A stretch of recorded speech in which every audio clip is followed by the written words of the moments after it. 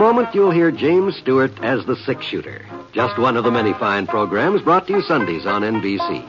Later this evening, listen to the NBC Star Playhouse with one of your favorite stars.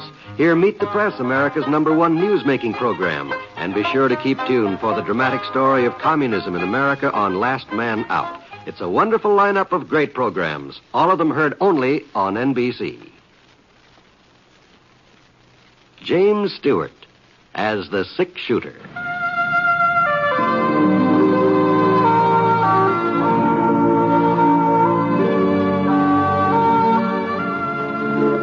The man in the saddle is angular and long-legged. His skin is sun-dyed brown. The gun in his holster is gray steel and rainbow mother-of-pearl. Its handle unmarked. People call them both the six-shooter.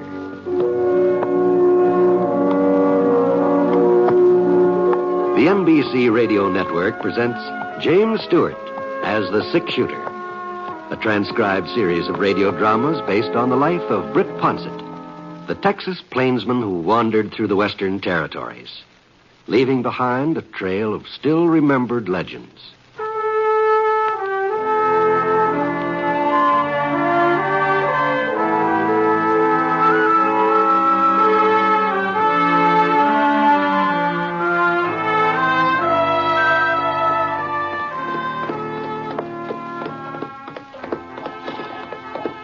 I sure don't know where the town ever got that name, Quiet City.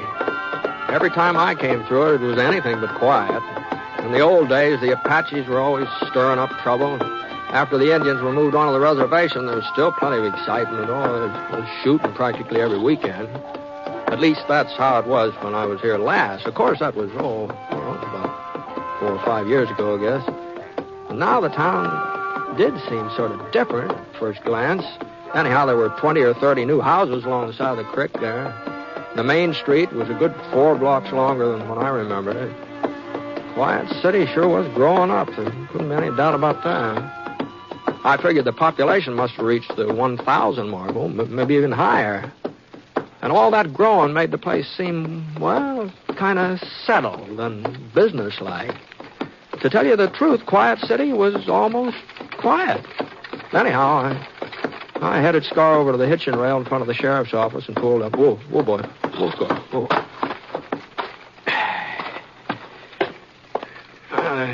The door of the office was open. Something I can do if you... Britt! Hello, Hank. How are you? Britt, you old son of a gun. Why didn't you let a body know you were heading this way? Well, I didn't know it myself till last week. Tim Parker came into some property over by Fulton. He asked me to sit on it for a couple of months till he could take charge. Oh, Fulton, huh? Yeah, it's real nice. Farming land. Well, Tim wasn't certain. That's all there is over that way now. There ain't no more ranches, Britt, just farms. Yeah. Well, I guess this part of the country's changing. Yeah, some, I reckon. I sure wouldn't have recognized Quiet City, Hank. It's not a small town anymore, is it? No, we've done our share of growing. There ain't no doubt about that. Well, more than your share, I'd say. But the people are the same, Britt.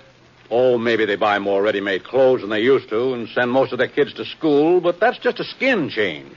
Underneath, they ain't no different. Yeah, still giving you trouble, huh? No, I've got them under a tight rein most of the time. But if I was to turn them loose, well, we'd be right back to where we was 20 years ago. Oh, I don't know about that. Well, I do. Well, what I mean is, Britt, you can't expect human nature to start improving overnight, you know. Oh, that's true enough, yeah. But some folks don't see it my way. They think that just because we've got churches and a schoolhouse and a railroad depot, we're like them towns back east, peaceful and half asleep, where all you need a sheriff for is to lock up the Saturday night drunks. Why, back there, they don't even call them sheriffs. They call them peace officers. Well, I ain't no peace officer. I'm a sheriff. And this is still the West. Sure. I just dropped my guard once. That's all I'd need to do. They'd be killing each other right out there in the main street. Yeah, well, I guess you'd be the best judge of that. How's Buzz? How's he? Oh, about the same. Full grown, I'll bet. How old is he now? 20 last birthday. No. Yeah, he's a big fellow, too.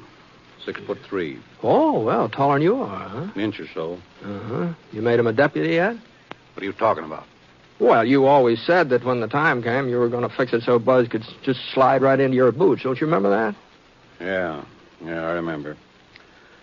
But sometimes things don't work out the way a man plans. Oh? No, Buzz has got ideas of his own. Crazy fool ideas. I offered him a job working with me, but he wouldn't have none of it. He's aiming to leave Quiet City. Oh, is that so? And you know why, Britt? So's he can go to school. Uh-huh, I say. It ain't as if I didn't see to it that he got his learning. I promised his ma before she died. Promised her I'd see that he was brung up right. And I kept my word, too. I sent him the very first day Jane Weatherby started teaching. And I didn't take him out when he'd learned to just read and write and figure. No, I let him keep on till he got his diploma. I guess that's where I was wrong. I should have took him out before he got too smart for his own good. Oh, now, heck, now. The more education a man gets, the better he's off. I ain't so sure of that. Life ain't in books. How much schooling did you have? Well, a little more wouldn't have done me any harm. You've made out all right, and so have I. So would Buzz if he'd come to his senses and stay here where he belongs. When's he leaving? You know, he was getting his things together when I left the house this morning. Maybe he's going by now for all I know. Oh, no, he wouldn't do that, not without saying goodbye to you. Britt. Yeah? I was just thinking.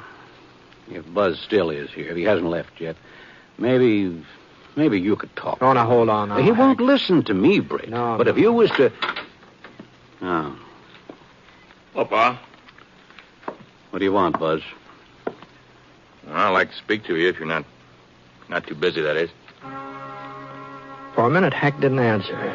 He just stared at the leather satchel in his son's hand. Buzz was a big fellow, all right. Husky, plenty of muscles. But somehow his face didn't match his body, especially his eyes. They were kind of tired looking. And he kept blinking as though he wasn't used to the daylight. And there were wrinkles in his forehead, too. Not the kind you get from riding against the sun. Just little creases that made him look older than he really was. Well, Buzz, with all your fancy education, ain't you got manners enough to speak to Britt Ponset? Oh, I'm sorry I didn't recognize you. It's been quite a spell.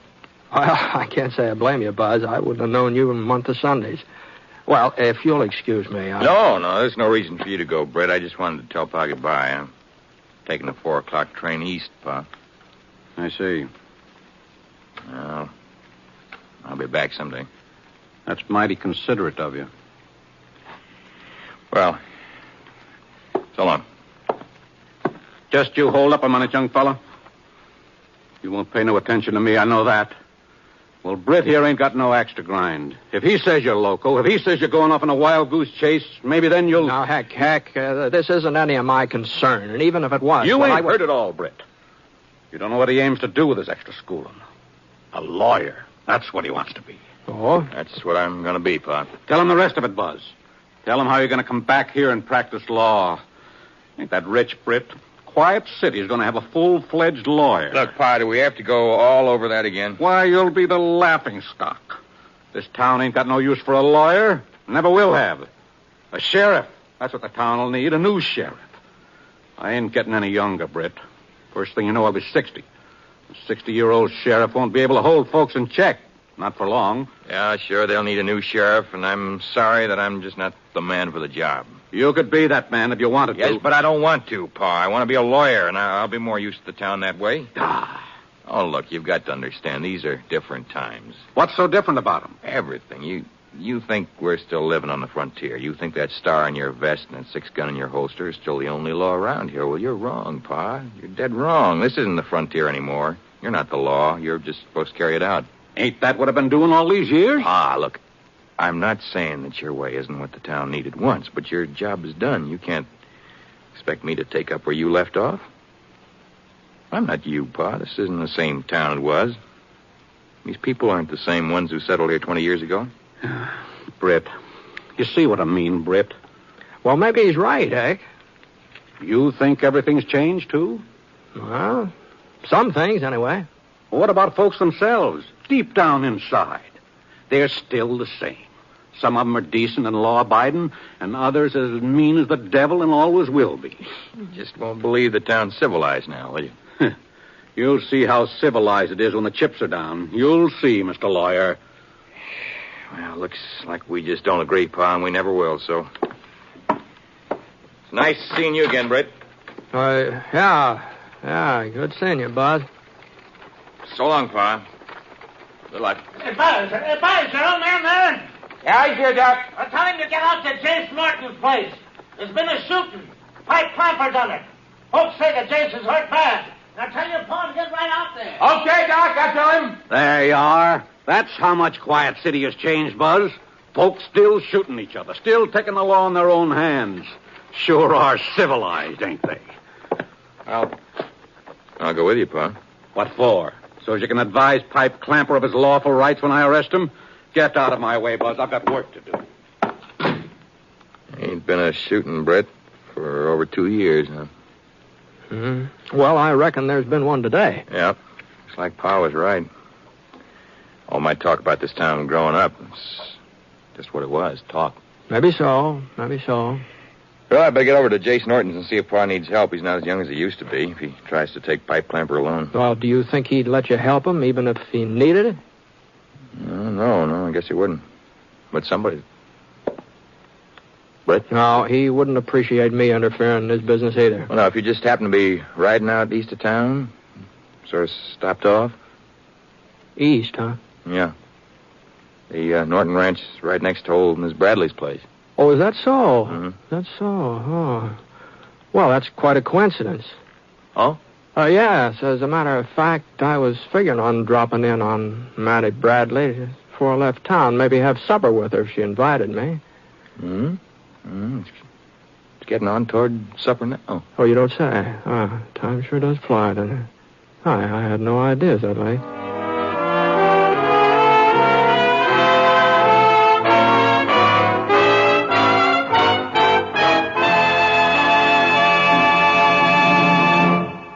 We'll return to James Stewart as the six-shooter in just a moment. But right now, I want you to hear something that may startle you. At least, I hope it will. It's simply this. Within the next 20 seconds, a fire will break out somewhere in the United States. Lives may be lost, property damaged, homes or buildings destroyed. Yes, there are 4,600 fires in America each day of the year. They kill 11,000 persons and disfigure or severely burn thousands more. By obeying a few simple rules of fire prevention from now on, you and I can protect ourselves and our families from this devastating menace. Rule 1 is an obvious one. Don't smoke in bed or discard lighted cigarettes carelessly. Rule 2, clean out old newspapers, magazines, and other inflammable debris. Rule 3, use only those cleaning fluids which will not burn. And last but not least, be careful with matches. Above all, keep them out of the reach of small children. Remember, it doesn't pay to gamble with fire. The odds are against you every time.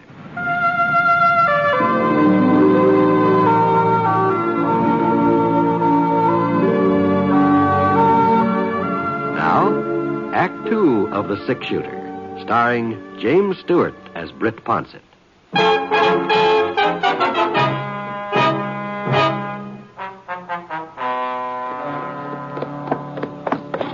Hack was standing on the front porch of Jace Norton's house when I rode in the yard, and there was a woman sitting on a rocking chair talking to him.